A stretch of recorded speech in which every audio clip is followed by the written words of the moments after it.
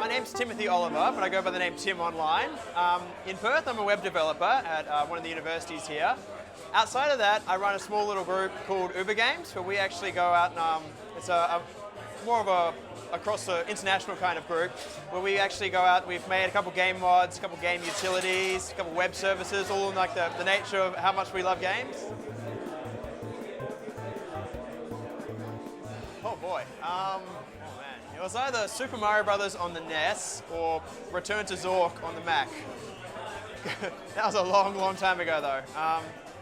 I basically was raised on Macs at home, so that was the sum of my Mac gaming experience.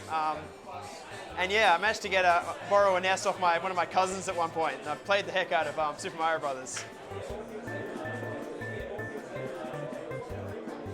Well, haven't really made many games at this point. Like the only discrete game I've made is one as a university project. I've made a lot of game mods, and the biggest one we've made so far is one called RPGX, which was a mod for a game called Elite Force. That was basically a mod that took the core first-person shooter aspects of the game and turned it more into an MMO sort of style. So it's a lot more animatics for characters, a lot more interaction in the levels, that kind of stuff. Yeah, that was a really good one. The main thing I've been working on lately is I just finished up on a project called iPokédex, which was a Pokemon-themed app for the iPhone.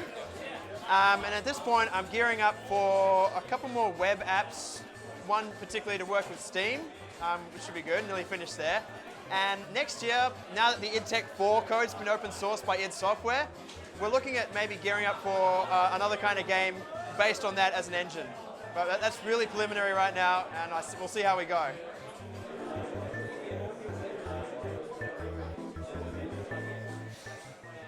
It takes a lot of persistence. It's people seem to make it out like it's easy, but like once you actually do it, you realize no matter how easy you think it might be, it will never be easy. It takes a lot of planning and design to actually get a nice feeling game out. And it takes a lot of work to go in, build it, refine it, and then probably twice as much time to actually debug it and get it to work properly. So it's a long process, but it's definitely worth it in the end. But don't go in there thinking it's a quick fix, you can come in and come out with a game straight away. It's getting easier though. Like a lot of companies like Microsoft and Apple are creating frameworks that you can kind of get rid of most of the heavy lifting of the game aspects. You can just work more on the logic and not worry about the low-level stuff. So I think it's getting easier, but it's still no walk in the park. I'm going to say that much.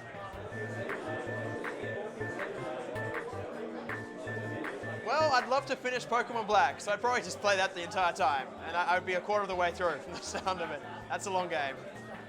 Let's see, anything else? There's a couple of iPhone games that they have no end, but they're just so incredibly addictive. I could easily see myself spending 20 hours playing. Best one's Jetpack Joyride right now. Yeah, that was a great one. I'm also thinking about making some iPhone-related games as well. So nothing at the moment, because what I want to do now is just try and get an infrastructure for development up. Like we haven't really got a planning system or a good source control method yet. So once I've actually got that in line, we're going to start looking at some projects we can start knocking off. Should be good.